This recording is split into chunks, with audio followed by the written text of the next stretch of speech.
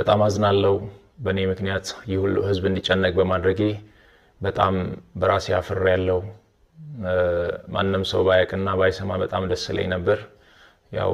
በአንዴ ወጥቷል ምንም ማድረግ አልችልም እረዳለሁ በደንብ ይገበኛል እንደ ወንድማችሁ አይታችሁኝ በጣም ስለምትወዱኝ እየተጨነቃችሁ እንደሆነ በደንብ ይገበኛል እረዳለሁ በጣም የምትወዱኝ ከሆነ በጣም ለኔ የምትጨነቁልኝ ከሆነ አሁን የሚላችሁ ነገር እንድታደርጉ በተተና ነው የሚጠይቃችሁ ለኔ በዚህ ሰዓት ምንም አይነት የገንዘብ እርዳታ ወይም ድጋፍ አያስፈልገኝም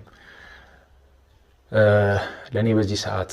የሚያስፈልገኝ አሁንም ደግሜ የምነግራችሁ የኢትዮጵያ እናቶች ጸሎት የኢትዮጵያ አባቶች ጸሎት